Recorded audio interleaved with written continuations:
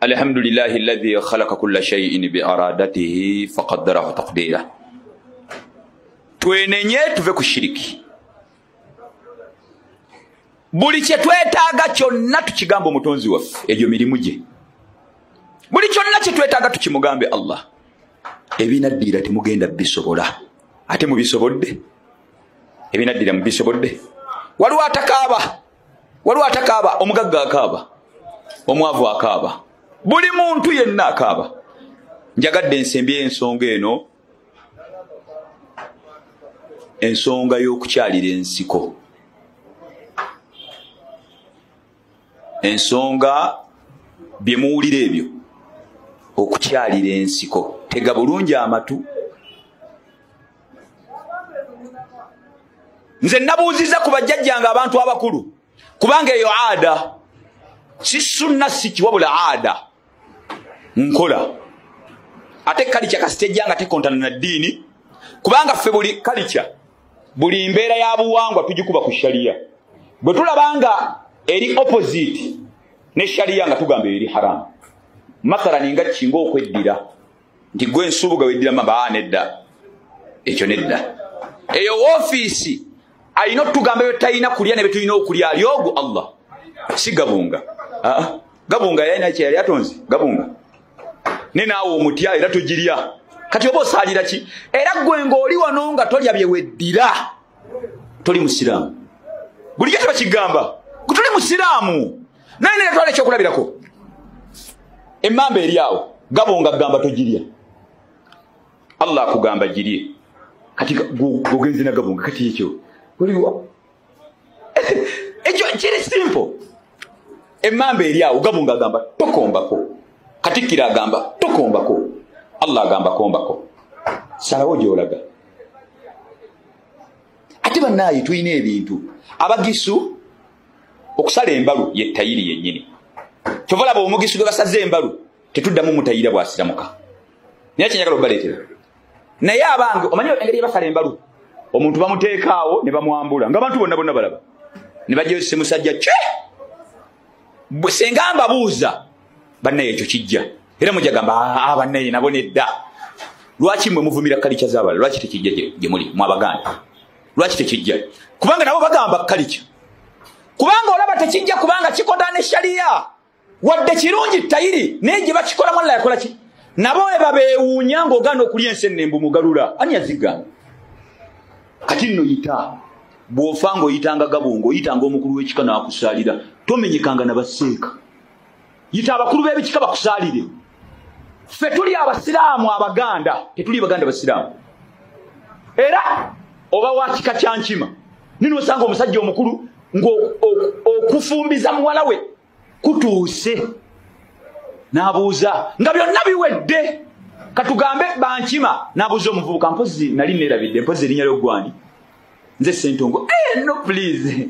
This one is your sister. Wale omusajja omusiraamu n'agaana okuwayo. Leka naawe oyagala kwonooneka.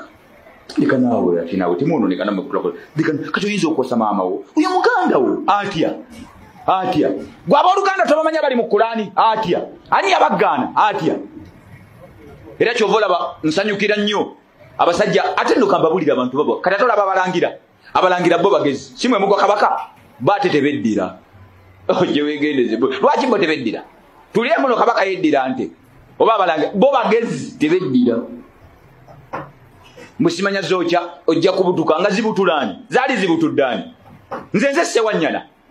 Nze ndiye ensene n'abaana bange wallahi tetulina kye tuwe. Kukutya maama wange mmange genda omubuuzi.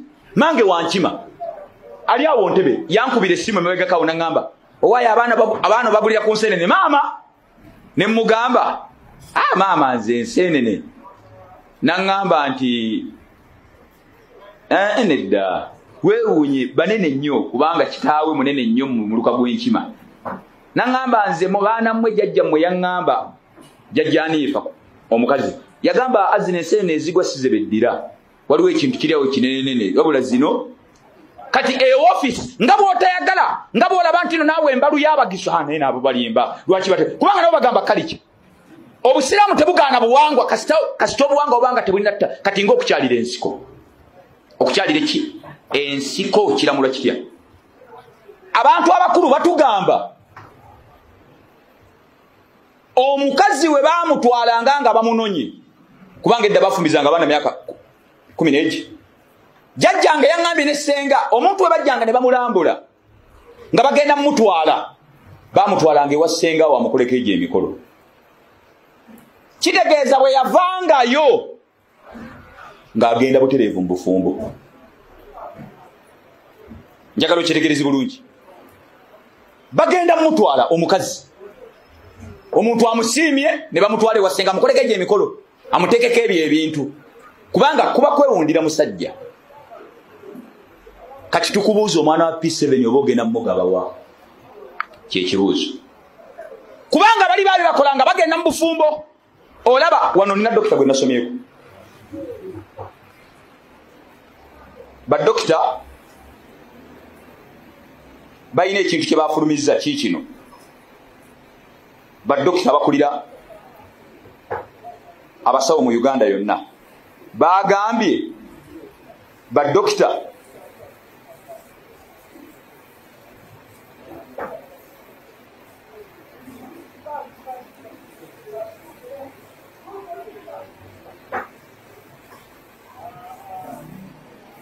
abasawo njagala otio Dr. Samu Kalibala yagambye a doctor in Mengo added the practice of pooling obwedda bwate wagamba the practice of pooling enkola y'okusika mbyogera nti nga bibiri kyekyo tewewe the practice of pooling is harmless ekukyalira ensiko tekikosa nagamba instead it lifts their libido wabula okukyalira ensiko libido kitegeeza amaddu omwana kimwongera amaddu kireeta ennyo obwagazi it increases it lifts their libido and they enjoy sex more.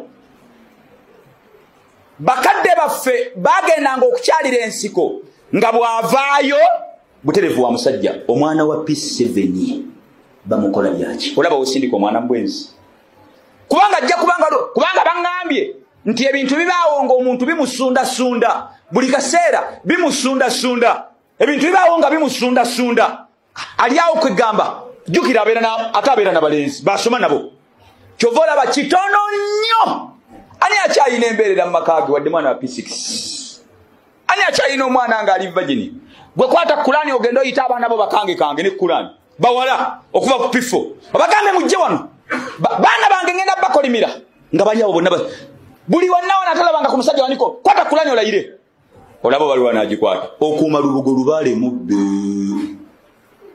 kati omwana wa P7 ogenda mugaba wa nekitegeeza ki nti okukyalira ensiko kiki naye ddi era kyovolaba ate bagamba ne mbukulu babikola gwe gaba omwana wo nga akuze bbawa bimukole waba abyagala neba n'abaana abato nedda kubanga kigenda increasing lifting their libido kati bwana abange ekintu kimusunda agenda kulagawo waliwo dimensions yaŋŋambye naŋŋamba ate seeka olina kyotamanye ate gw'osomera mu kisulo abaana edda baatulanga bonna mu kisulo abaana atula mulenzi na muwala desk mabega kati nga master agenda nayingira oba madamu omuwala yamulaba awandiika naye omulenzi ng'emikono tagiraba alabako bibegabega master n'agamba bono oba wabikuggwa oba yalemala kumbe girina gye giri mu magulu ga muwala madamu aŋŋamba naŋŋamba walabanga omuwala edimistress omu esomero ebyo walabanga omuwala nga master ayingidde